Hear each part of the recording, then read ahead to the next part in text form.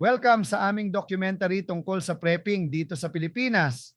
Dahil sa unique na geography, unpredictable na panahon at mga natural na kalamidad, ang Pilipinas ay isang bansa kung saan ang paghahanda sa mga hindi inaasahan ay napaka-importante.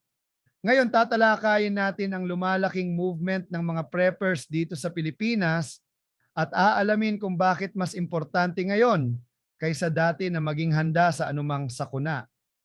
Ang prepping ay ang paghahanda para sa mga emergency, natural na kalamidad at mga kaguluhan sa lipunan.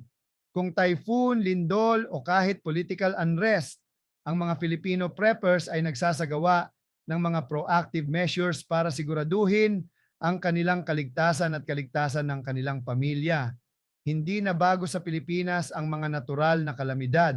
Regular na tinatamaan ng mga typhoon, baha at lindol ang mga komunidad.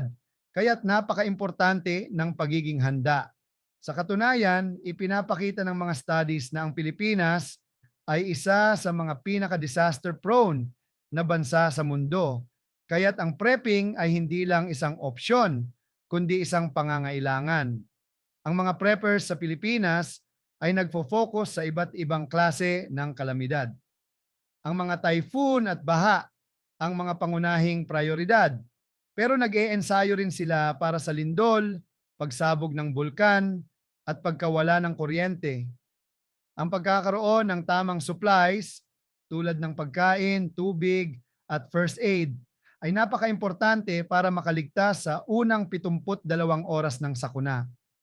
Ang mga Filipino preppers ay hindi lang nag-iipon ng mga gamit, natututo rin sila ng mga survival skills tulad ng pagtatanim ng sariling pagkain, pag-secure ng mga safe na pinagkukunan ng tubig, at pati na rin sa paggawa ng mga shelters.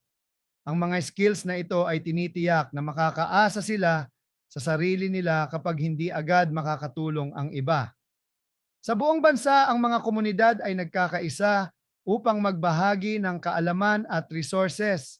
Maraming local groups ang nag-aalok ng mga workshops, seminars, at disaster training courses para matulungan ang mga Filipino kung paano makaligtas pagkatapos ng isang kalamidad. Ang mga community efforts na ito ay nagpapakita na ang prepping ay isang kolektibong responsibilidad.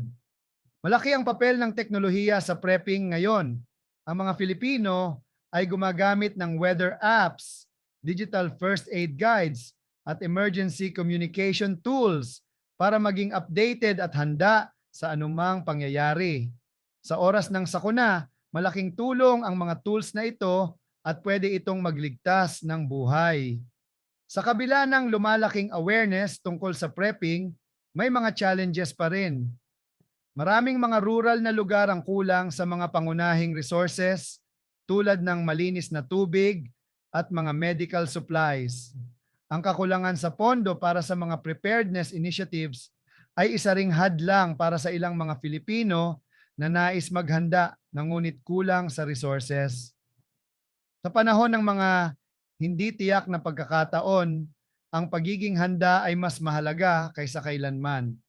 Ang mga Filipino preppers ay nagsisilbing halimbawa ng resilience at responsibilidad upang masiguro nilang malalampasan nila ang anumang kalamidad. Panahon na para tayong lahat ay maging handa sa hindi inaasahan. Handa ka na ba? Maraming salamat sa panonood ng aming documentary tungkol sa prepping sa Pilipinas. Huwag kalimutang mag-like, mag-share at mag-subscribe para sa iba pang mga informative na videos. Maging ligtas at maghanda